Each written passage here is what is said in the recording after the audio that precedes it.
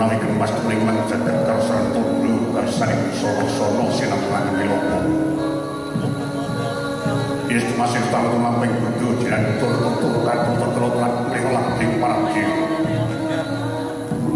kuwi kursi tuwa panas putih tuwing jaman purwa pinardi tameng roto mangke terpasan ibu pito panggeng pranteng tumpo panggeng panggung sampai kodo lenggit mau tubuh jadi wayang pulau sudah dokter kang kai kwadi dosa purwa temugi kowe lan sawijati marang linuwi dosa yang 10 purwa arane witan senajan ngupoyo sing praja dateng atus dosa 100 biyen keparengan kali sajuga kang pantos kinarya purwaning carita nenggih kagambaraken pepanggihan agung ing kraton Ndorowati Yunegoro Ndorowo wonten kang mestani kraton Ndorowati kawestri uga kraton Jenggoloman sajan tata mening datal sepinto tebaning jajane wis kapok dumugi Jating Rangka marmari guru kinaya panjang ujung pasir parkir loh jinawi kemari Pak Toto Karto Raharjo panjangan itu kunjungi kurang itu kumotos sinengkak nospiro dari keraton tuin durikan buhiannya jogo-jogo sampai dugi bawah itu jajan dhuwur kakasane wenten kang stani kinarya padang obore dhuwur kukusing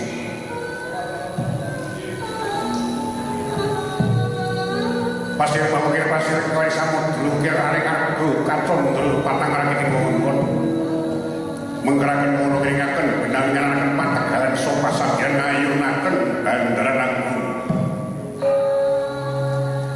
senajan kok kapiting jauh tukang senongging pertiwi kapiting samudra yuk kasungan marang angkasa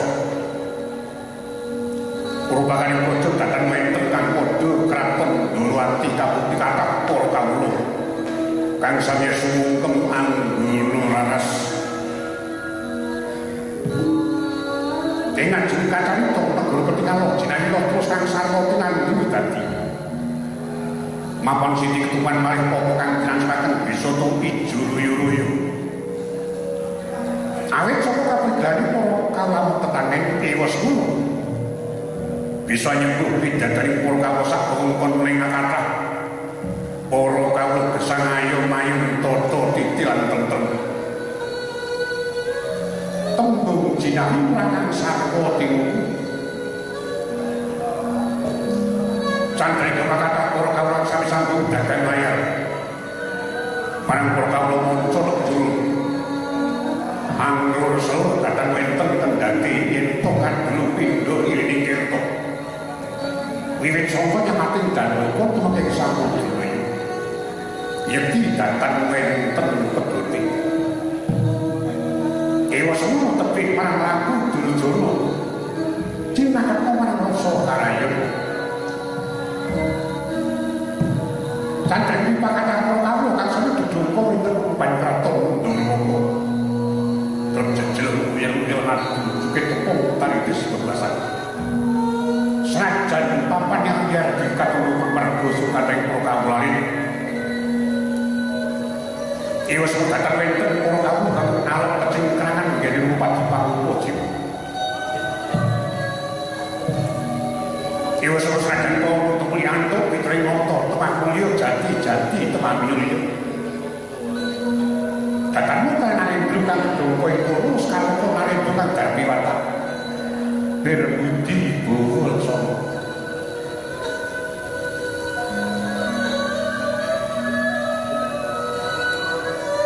lalu ketakan wenten porokapan itu pindah di tenggelan pasulayan yang kadu kawis terantut runtut rukun ngangkat totor ini ngomong kalau datangmu kang kata satu ini negara kang satu mundur gandang colok lain ajri menang kekuatan para kawula ing kraton Durmaka. Sapa kawula sapa saiki wis manting dadi pasma kang agung. Panunggaling kawula Gusti marang kawula bisa babar kekuatan kang yekti bebayang.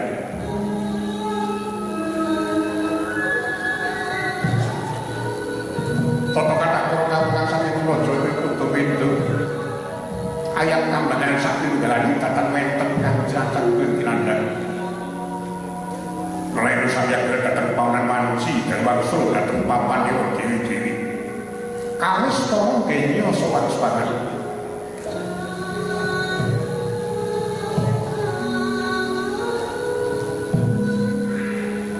Wes karo dugi jati rangka.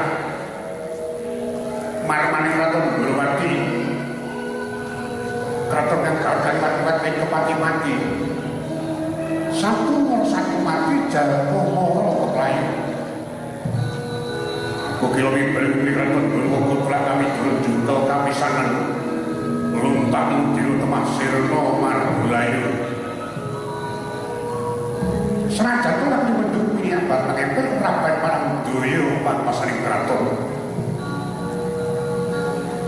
Kathah peratu marat raja maraja kang ngumpul tanpa karo pribadi Pancakara. Dewa Sri sabenan perwarsa ngaturaken putra nata pene-pene raja pene guru bakal dadi. Tata gelar sopi sungsung manginggih dados yekti kalimun rangkuh yani kautaman. Kacarita ing ngajeng narendra kang dalem watah berdi buwel sono.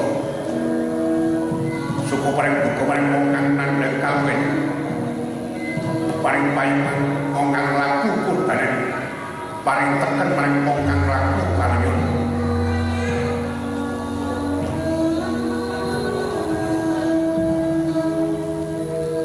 Kapungge semanang rukan rojer kesi bentuk dosa namanya Sri Naranata. Dosa yang sepuluh nomo werdi kekasih iku sedatan muka yen ratu jejul yen pandita peparakin Jarata wisik yen satriya kekasih yen ditakluk lumrah jeneng pos kanggo dumugi jati rangka nata Ndrawati Juru Prabu Sri Bathara Kresna Pan Pulamba Danar Dana Sastra Sumpena Mriko masih untuk kekasih Bambang Narayana. Ya Raden Narayana Kiwang Katon.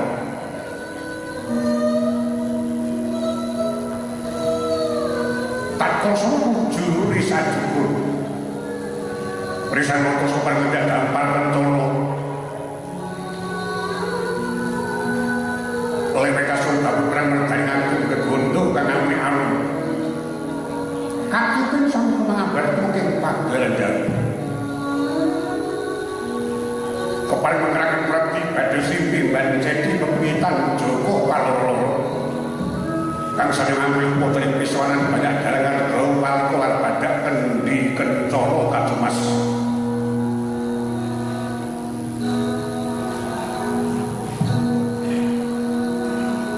Tak kalau semua noto separang ageng busono keprabun. Makanya kalau jangan susun tiga kira-kira Garuda Marpia Garuda Unggul. Sang no kemarin sang tatas rogo progo korating sering pati. Uncen tiba jojo. Gelantar bukan sapo beda atas moro kampung Cilipo Rinindo Cinawi. Uncal mas pipilan cancing di Puspito Silautan Badung Kiwang Koro. Nanggar musodel dung tinatap tinatenggung dan moto kikiran gonjo tinap-tinap manis pulang ladrang dimokan dengan terbaru Tritis Kencorno patinggal biar pating colon serajan titah madhya podo canggani pindo jawata hijawanta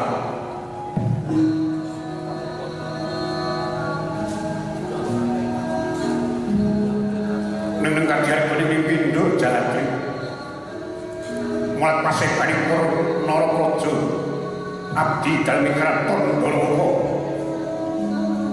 kanggo separang beber lampit menen pisawanan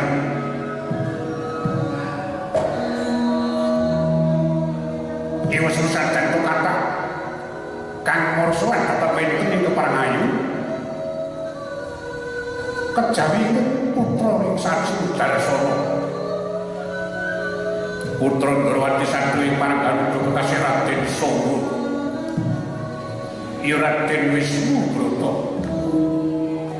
satring bagus panane kudu dasare rinengga Prabu Sala dadak putal mengko dadi kidungan para wanita kondhanging para satriya rinten pantara dalan sasi Udarasana benjang akhir tembe depan gentos kangge Ramanata ing Ndarawa tumungkul Trapa Jering Batra suku Jaja teken jangkut ngampran sakastani Swana Bentara kepar mapak tamu kanggo kepareng marasawan sapa tamu sapa warsanyatan iku Narendra ing kraton Suralaya Yudhakara Traju Trisna Ditya Prabu Stijo Buma Narakasara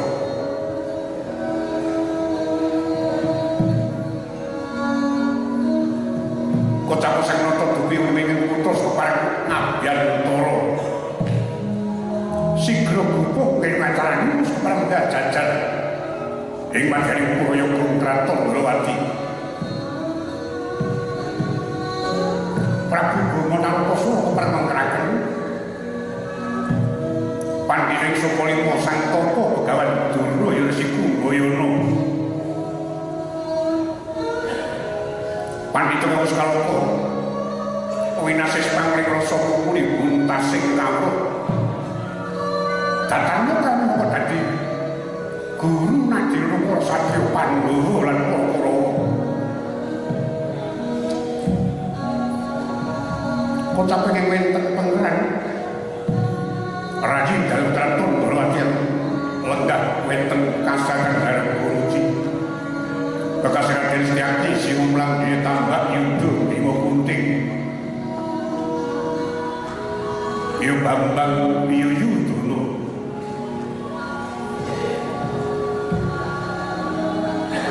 Sumawur sang Indra Manti mongko pangarsa kepatih ing kraton Ndrawati Bekasi Patih Udara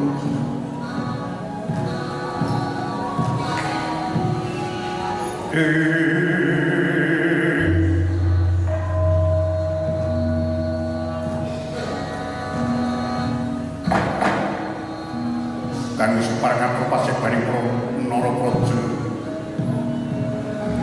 Dino sing katepyan katon gambar pindho jal trimbing daratan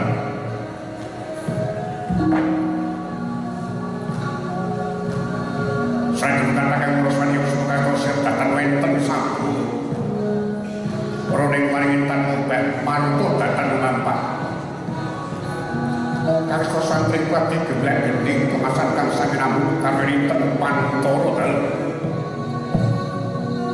Tengge gending kang kursitu nentukan kurosoan Tak kurosoan sang nulus kurang darah sabdu Usoko kraton Ndrawati song-song gilap Uskepareng kabeh wijil sanging tewi danure Binarung sur kang yang dhuwur Gongwe kang nyotan Prabu manting ngakoso Iwas bisa purmakani working pasing Banyawi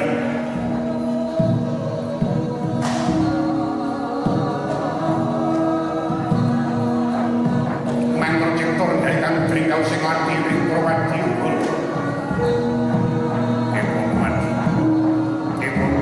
Foto jajan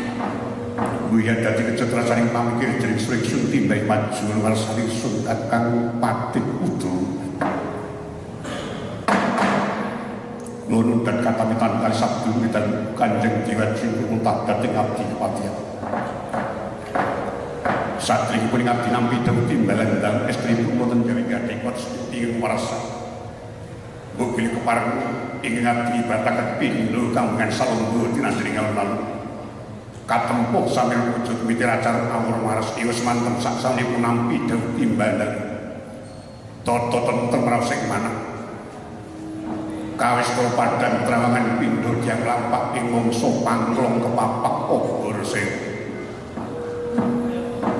kecil saking niko keparangnya binatrangan sumping pahut tiwi kunjuk sandang kudu mawan tuan tundai dulu ingsun tomo kakang udu kejaba sepi keparamani jan poradu ingsun caket ingsun praketake doyo-doyo jeneng ingsun kepengin mundhut keterangan kadi parang pawartani para kawuhan tumunduh becik kang ana jroning rangkah apa maneh kang ana jaban rangkah mbok menawa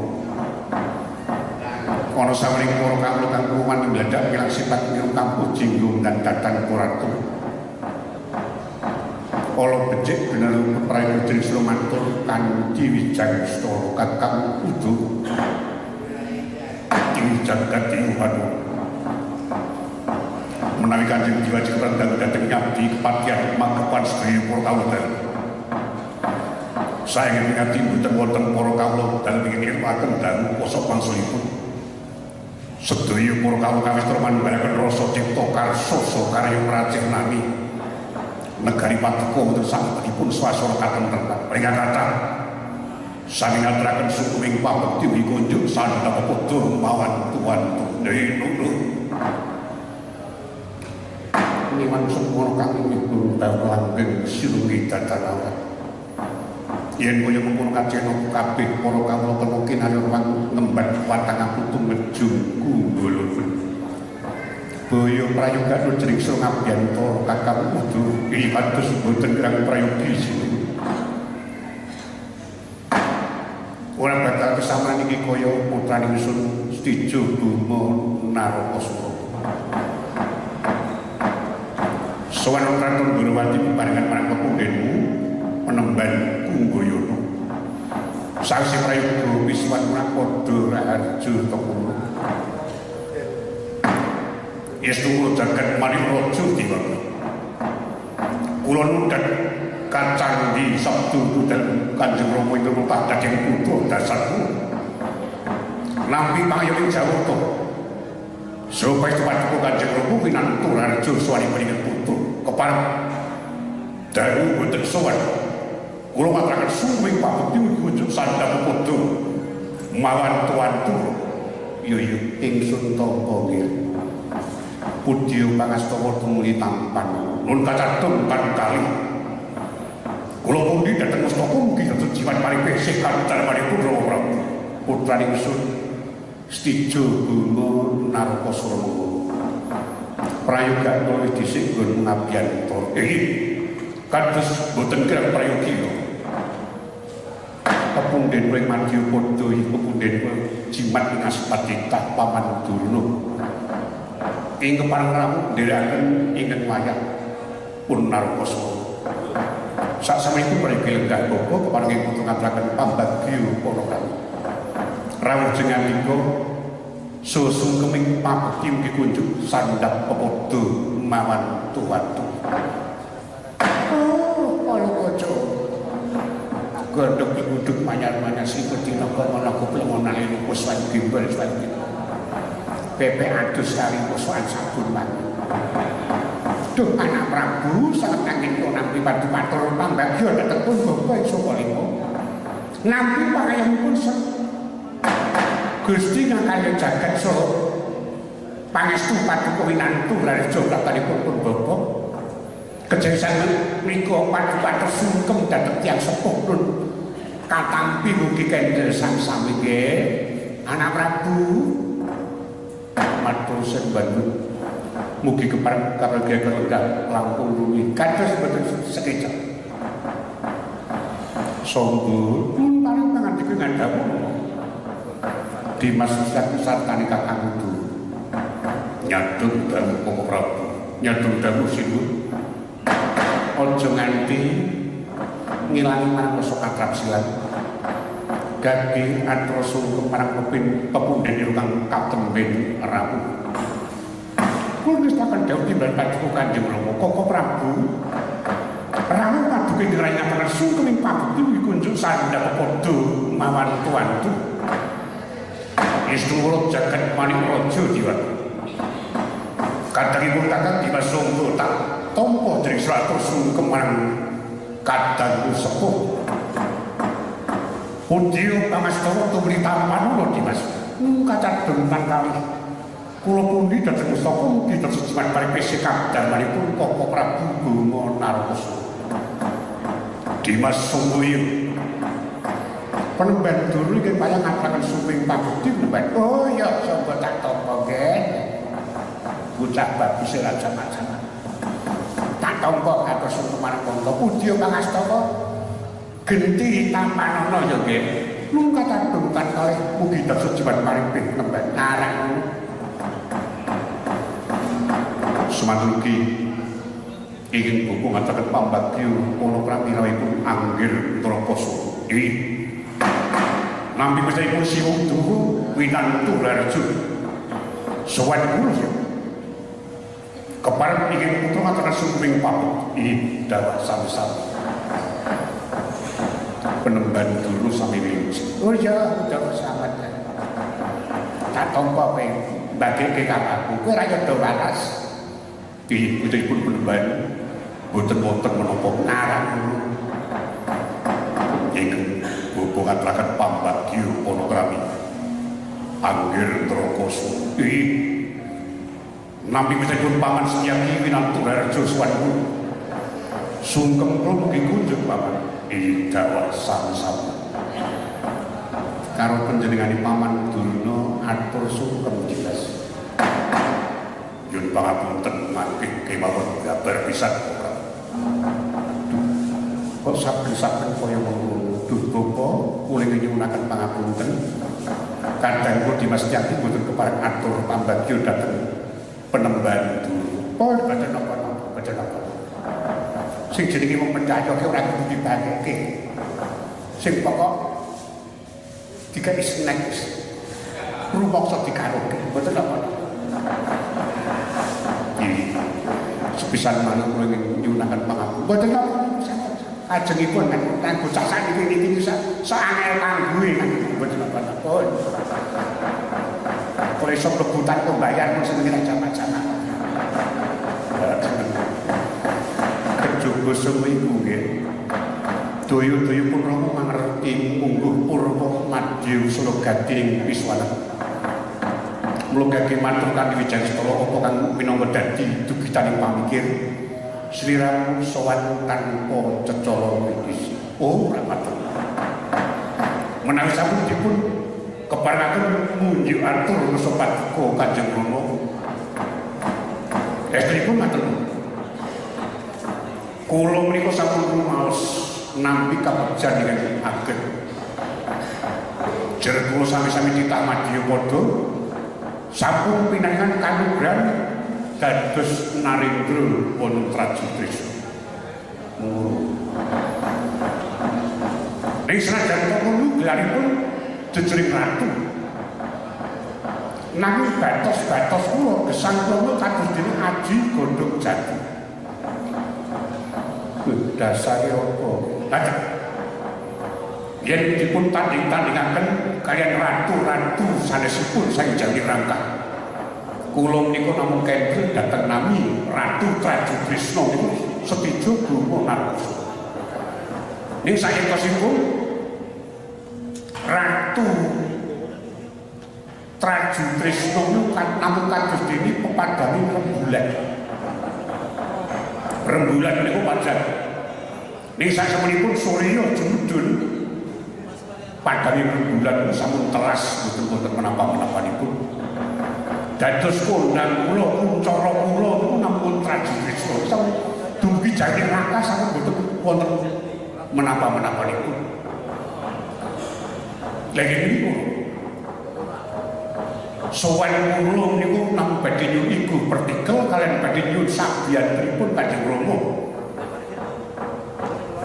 Kados pundi kula saged angindani dumateng kuncaraning asma. Iki kuncaraning kawibawan. Jer sedaya wau badhe njunjung dhateng kalangan paduka lan kaluhuran paduka Kanjeng Rama minangka yang sepuh kula. Ora iya. Kula namung badhe nderek suwita. Badhe nderek lempet dhateng perang ageng iki badhe dumados Baratayuda Jayapinang. Kados wicaranipun tatkala semanten miturut jangka Rama Prabu niku badhe dipun dapet dados bata ing peperangan. Mila saking niku Budidaya awit mbok menawi kanthi sarana Praswita nderek majeng wonten peperangan saged betolan angindani dumateng kemonceran kula inggih moncer asma inggih kawibawan. Mila saking menika kula pisan malih inggih putra badhe nyuwun sabiyantu lan iku partikel kados pundi caranipun kula saged kajumenengaken dados senopati majeng wonten Tegal bekaten kula.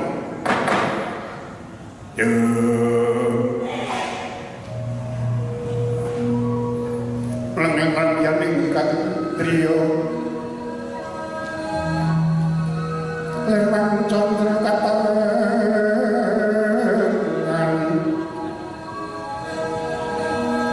suwingan kaslirikan paturitan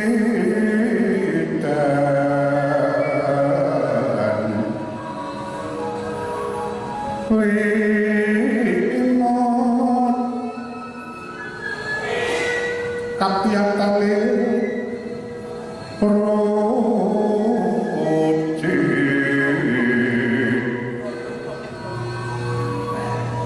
permen trio manau kekuning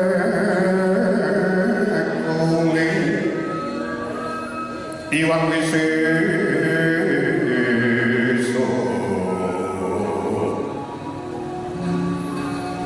kan ana kang kuciwa raras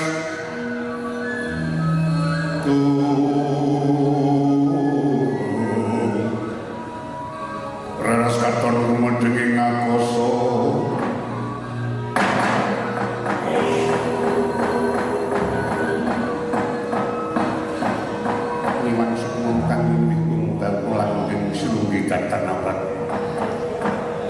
Waya kinata brojolke sakwise Rama midhanget marang pangudarasan kang kaya ngono.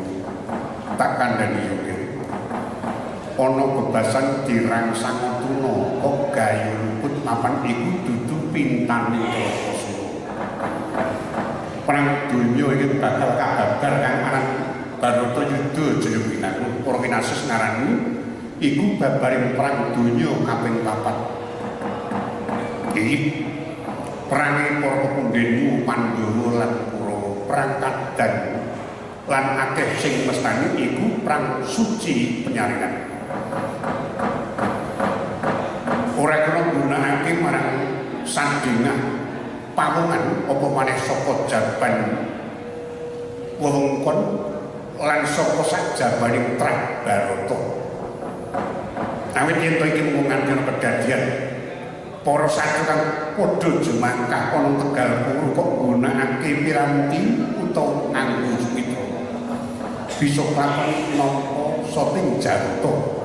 Jer iku ateges nerah marang paugrek. Lah sakniku ngoten. Rama niku binjangake tebih dipun dapet dados botoing para Pandhawa. Iki pepundhen kula Ngamarta.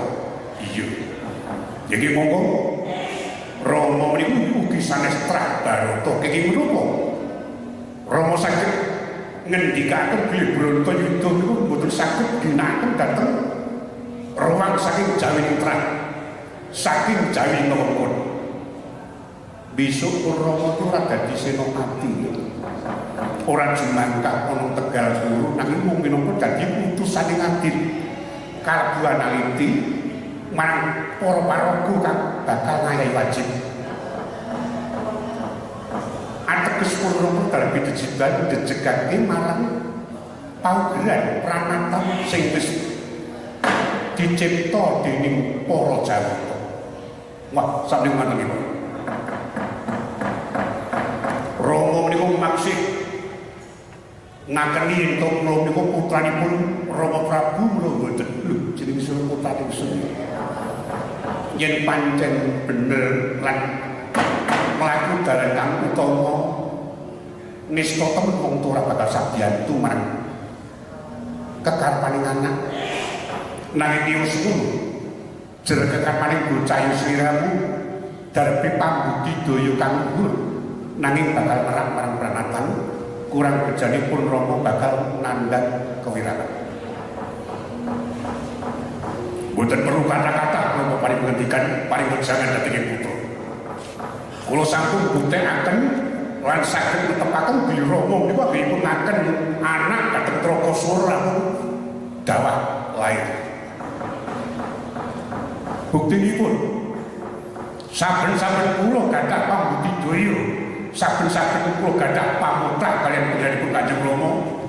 Kanjeng Rama tansah lewo-lewo dhateng pemanggih lan kados dene banjide banjiladan mengenaken dhateng para putra-putra Pandhawa ngiwaken dhateng putra piyambak.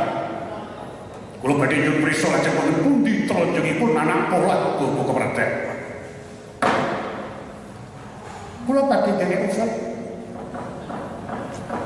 nyadong dawuh Mas. Ampun ngantos kula niku diarani wong sing sok seneng nimbrung tangan. Gedarang-darang kula niku ndereke napa ngetutke putu kula kang putra iki Trokasura panjen nangis wonten supanipun. Nyuwun kebantu dhateng kula. Lah upama ta kula boten jumangkah niki mangke tak darani wong tuwa sing ora iso nuduhke dalan karo anak. Niki wis manten upami ta kula jumangkah ngajeng nderekaken kang putra niku panjen estunipun dalem. Ning ngaten. Senajan to saru dipun tetepaken lan wonten paugeran ngene Prabu Brata Yudha. Ning kuwi ngerti niki putra Paduka piyambak. Jagat sampun seni senajan to menika putranipun Kukul Bathara Wisnu kaliyan Dewi Prastiwi napa Pertiwi. Niki sampun dipun sesani keadaan. Saguh ora saguh gelem ora gelem kudu dakwana. Iki lair batos anggenipun ngaken putra dhateng wayah penemban. Lho niki nyatane coba. Ana kedaden saben-saben anak duwe penjaluk ora wong tuwa ora iso ngetokke dadi pangomong sejatine nistane nista wae. Niki bocah jelemane ora jamak-jamak wiwit koncong nganti grelun, ngawiwit brangkang nganti cerapang brengosik. Ora tau gawe repot sapa-sapa. Aja nek kok tuwa tangga ora tau digawe repot. Kok kagungan panuwun semisane mawon kok paduka sajakipun kok kawratan. Dipun bantu ya dipun bantu. Niki mangke kedadian mesune neraka sura nggih. Dukane pijo niku bebayani. Sing mesake sing wedok. Tenan iki. Mila saya menika dipun bantu. Wong sak orane paduka sok dipokoke teng Bronto itu. Iwas manten. Yen paduka niku mangke ajrih dateng kawontenan atase neraka sura dudu trah barata kok jumangkah ten Tegal Koru mangke niki kula nggone. Kula lebokne rombongan Astina. Pun kanjeng dari neraka mangke. Nek ora sukses tenan mesake niki. Tenan oke wong kita bocah niku sak duwe pengangkat. Nek mung dadi buntut gajah ora trima ning tenan nistan itu tapi dadi sirah senajan temu sirah pedhus ning niki mboten trima dadi buntut ora dadi buntut mergo napa mau maju golek kuncarane asma kuncarane kawibawaan tenan kok kang putra iku najan gelar dadi ratu ten Traju Tresna ning jenenge niku ya wonten Traju Tresna brosok kulon. Ning Pandhan Sima Wetan wis sepi. Ora ana jeneng neraka sura. Dandun sing rada kondangan. Triku monggo dipun bobok dipun lebak. Mergo tenan kula niku tenan rena lan wengi tansah caket dhateng ing putra yu menapa putu kula neraka sura. Kepara malah kerep kula le mengunjungi teng Traju Tresna. Paman Durna kok malah werni-werni anggenipun paring lho cek kula saiki rada modern. Seplok dadi tim sukses paling. Ketok le cerdas. Tenan niku. Niki kabeh wae sepi pamrih beliau dalam rangka sampeyan werni-werni ngono. Teniku dipun bantu dan dipun mesake. Dimas Kyaki nyadung dawuh Koko Prabu yen saka panemene Dimas Kyaki pun kakang kudu kepiye Kyai. Aduh niki rai gadah pemanggih bab menika Koko Prabu kedah saged ngasta raos kawicaksanan yang ageng awit dipun pestani bela anak menika boten lepat leres. Nanging upami menika mangke Koko Prabu ngantos sabyantu dhateng putra badhe lepat menggak ranatan. Nanging wis manten boten sabyantu dhateng putra menika lepat menggaring bebrayat. Nanging paduka leres tumrap negari lan tatanan. Ingin menika sedang mawi kepareng paduka ngagem kawicaksanan ingin agung Koko Prabu. Mengkono Dimas iki lah kakang dhuwur darbi usul apa sampun kathah atur kula awit sedaya niku kok rasipun awrat sanget ya kudu duwe atur lah wong jeneng sira iki patih iki pangembating ratu yen tok ana rembug mbok menawa petenging pemanggih jejering ratu patih kudu cawi-cawi melu Madalati.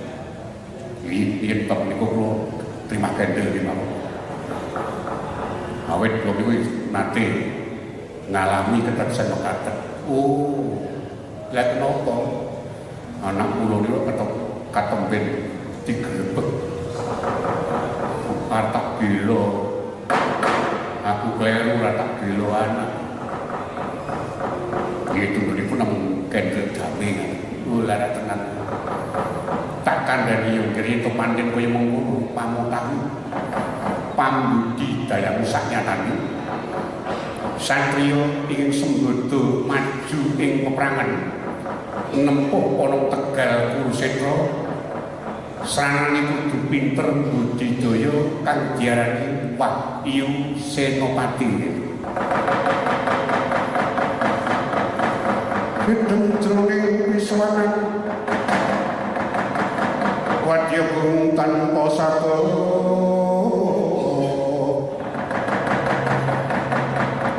kapraban sang Narendra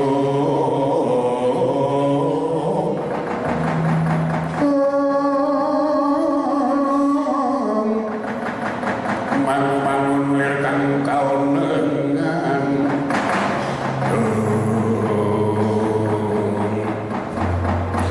kang yeta mangkung ucap putri ngantos paripurna Giranabdu nata Ndarawati dhateng putra Narendra ing Suratel Prabu Teja Buma Narakasura kaya kena cobaning Jawata katitik Tripandran Yaksa ngandika triwilangan tetu pandran pangandikan tigang limah datan Kawendarawati ucap kesel geger Jawi kang marang tanggeping muli ucap ing murasoan ing Kraton Ndarawati ora kaya utusan saking Kasadran Pringgondani sapa tamu saka sanyatan iku panenggak karang kabutan kirah kantong dolong kang parang abiyantara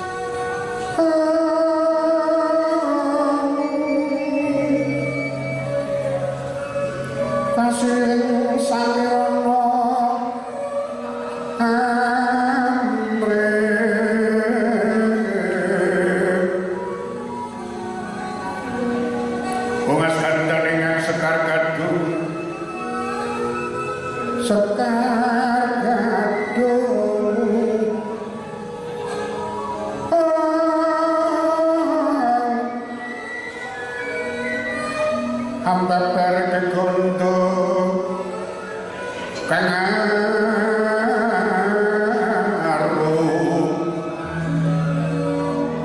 pindha puspita mungking uri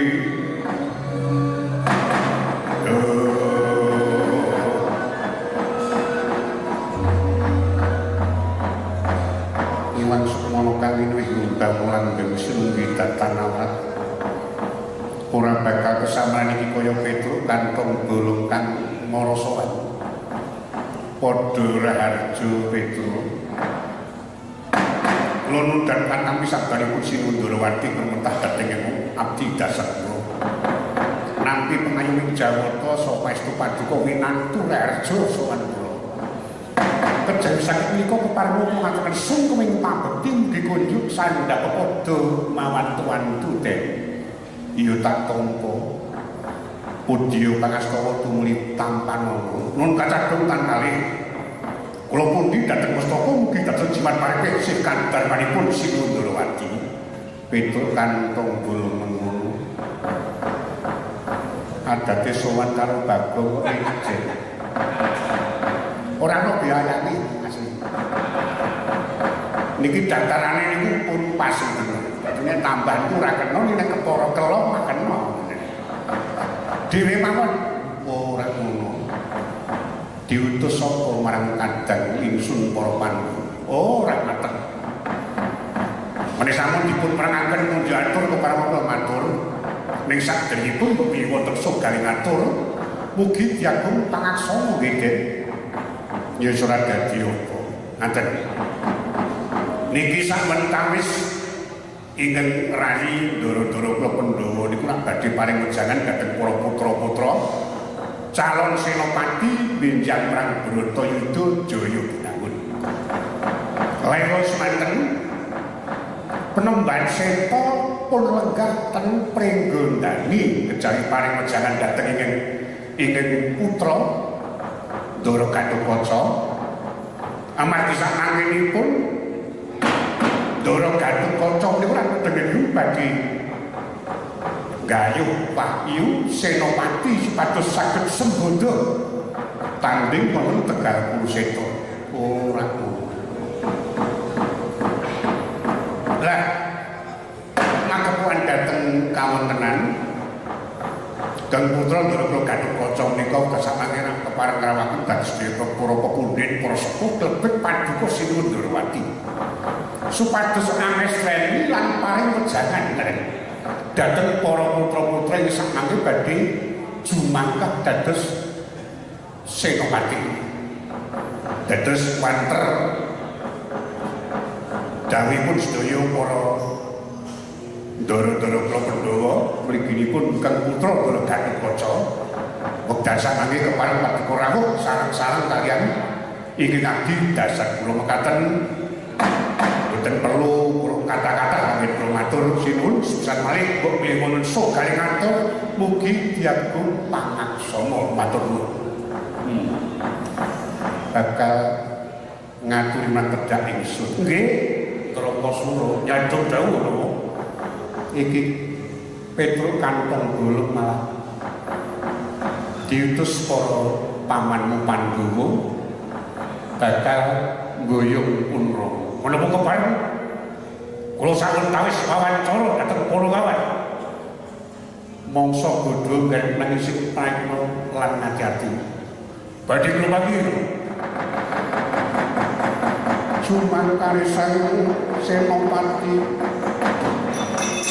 kula kadung yuda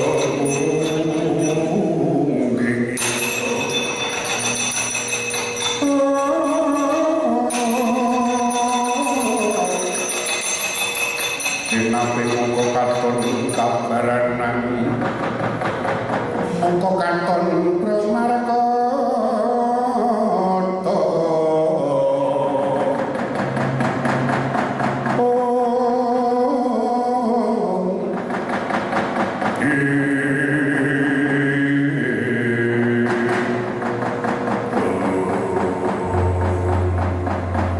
Istungkul jagat manik raja dewa Petruk, kula Den aku tak takon iki jane bocah apa Nek jane tuwa nek jane.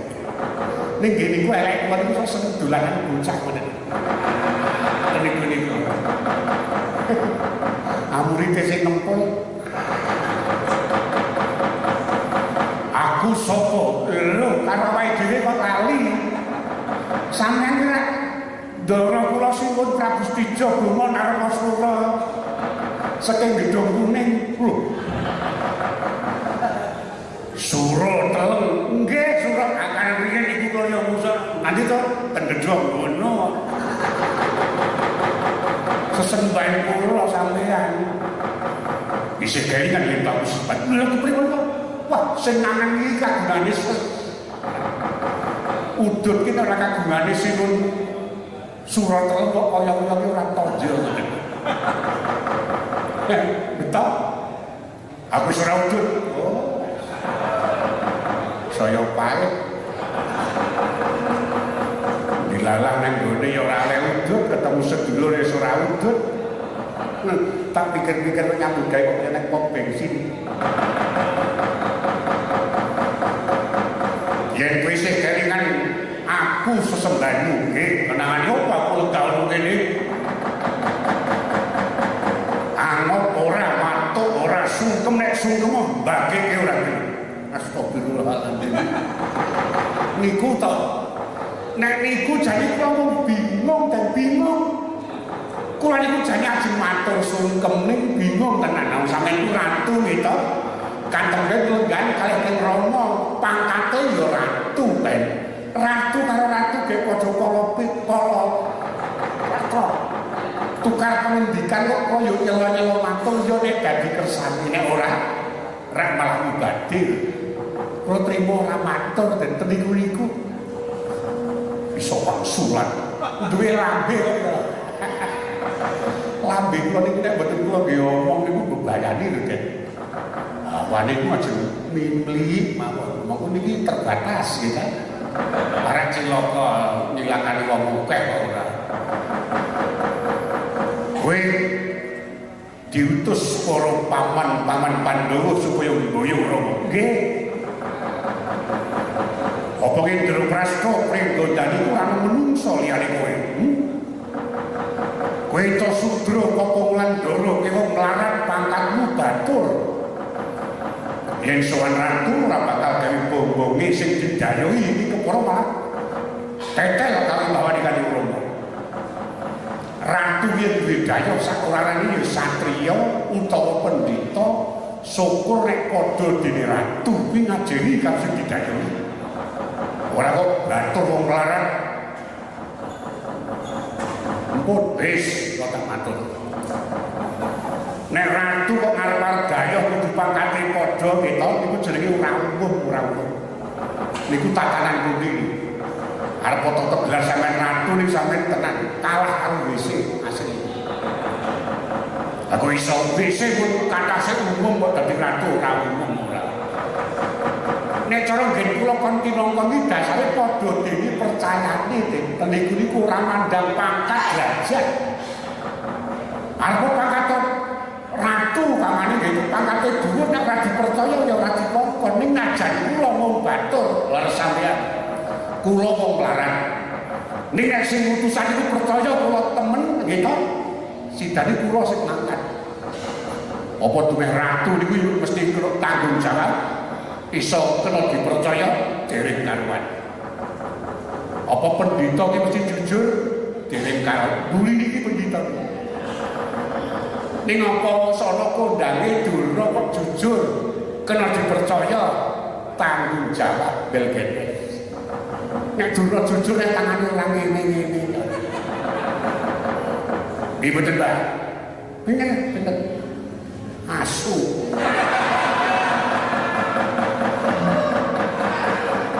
Murid toh, murid tenan kok. Iya. Wis kudu gambeyo. Temen niku. Monggo jaman sakniki nggih den golek sedulur, golek kanca sing perlu diarani sedulur Sinara Wadi niku angel. Sinara Wadi. Manjing dadi sedulur dadi wadine dhewe karo wadi kula wis ora duwe wadi meneh. Angel. Wis sampeyan kok yo. Oh, Petruk wong melarat, Petruk wong randuwi. Momone cara kula iki, Den. Sugih melarat niku ora kena ditaker tumpukaning bondo. Ning ten niki ten rasa. Waduh bandane tumpuk unduk niku kena bendung kali praga umpamane. Poma-poman duwe ten pundi-pundi, pekarangane kagungan. Tumpakane getah-geti esuk tumpak iki awan tindak genti numpak sing kae. Saking umete nganti ajene ditumpaki ora krasa umpamane. Ora tau kondur mung golek dhuwit mawon. Nek cara kula wong sing duwe laku ngoten niku wong sing isih melarat, wong sing isih kurang ajenge napa to pikir. Ning kaya kula cocok sampean mestani nek kula niku ora gawe apa-apa, cen ora duwe apa-apa. Ning pikir kula ayem. Kula mangsa sugih ten mangsa sugih. Gawean kula mung batur ndereke ken Paman Goro Janaka kita. Sampun kula miyoga niku. Miyoga niku anggepe kepenak kan. Semugi cek kata iki 70. Ning jet 70 niku kula syukur alhamdulillah lantaran Pak Dalang aku lek rezeki ten niku. Jet 70 kula gawa bali kok nek wong wedok iso tuku beras esuk iso nguburke bocah-bocah mergo lek kula nyoba ten niku. Kula weruh anak kula desa mangan bubur mergo gagan kula miyaga niku pun rumangsa sugih ten niku. Aku dadi sampeyan ora sembodo dek kampanye. Lho gambar iki coblosen sok tak ayomi bareng dadi belgedes. Wirat-wirat pamen iki Trakasura. Angge sing ngarani sampean Pagiman ya sapa? Angge Trakasura ning ngeten iki carane ora cocok. Sing cetung tukang ben iki Rama Prabu lagi bakal tak candi pengendikane. Ora ngono kok boyong oleh Guru Amarta. Nah nek niku mangiringe to. Wong status iki ten iki sampeyan yo jaya.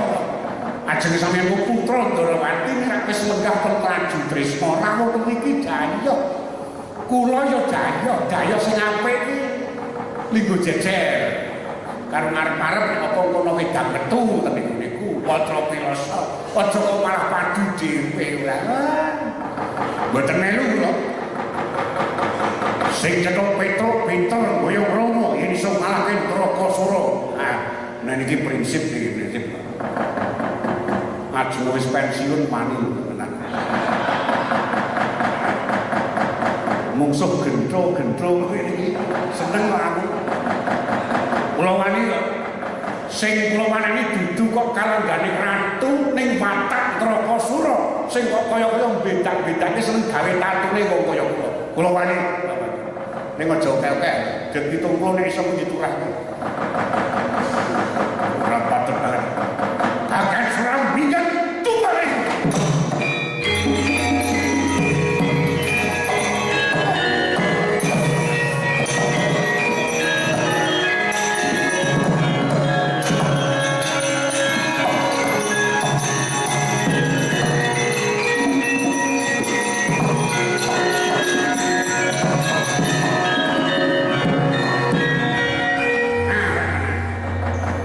Mula-mula saya sampeyan sing kurang wicaksana, kurang tegas.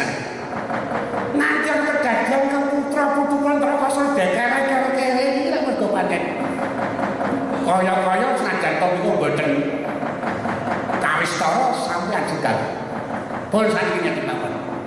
Kari gumantung sampeyan iso nguper karo Petruk apa ora? Mergo sing jenenge Petruk iki pancen bocah bagus tenan. Nggih pun nyuwun pamit. Kata didampingi pertukaran suasana sing ora memungkinkan. Iki malam iki. Yo pangapunten kok iso ora apa-apa nika aja sok kaya Dayok kudu diajeni. Wah, ngantos kepuntal-puntal ngendangi. Wis sesuk mulai latihan menan. Pun kula sumanggaken sinuwun Dimas nyadung dawuh Kakang Udo nyadung dawuh sinuwun. Kabeh mau sliramu rasa perlu campur rasa perlu campur tangan mulut jeneng ingsun dhewe sing bakal mlebu ora ngaten. Sepisan malih saking panunggulo Koko Prabu kedah asta kawicaksanan ingkang ageng ampun ngantos Koko Prabu nandhang kewirangan awit cetha yen Koko Prabu sabyadu dhateng Traposura nerak dhateng Pranatan ateges nerak dhateng paugeran negari mengkono Dimas mengkupun kakang garpi duga-duga diri mlampet tukal ben kudu dikangelan metu njaba senajan iki kudu mati peperangan tak pundhut aja nganti ana raja pati ora adem kepareng nyuwun pamit siya toto-toto medhanyawi Koko Prabu sing ati-ati aja kaya bocah wingi sore Kakang Udo nyadung dawuh siku borong godhori pisuan tutpuri marakadangira Dimas Setyaki ngreksa widadaning kongkon Ndorowati sakentor ingsun kundur medhatot prastawa timbal patuku kepareng pamit siyoga tata-tata sing ati-ati aja kaya bocah wingi sore Kakang Udo pusparipun sadina sigra kundur medhatot jur saking panggan ginan sakating para biyada yen kacon kula tumapaing padha kawis kala runtung-runtung kaya saksara Sinarata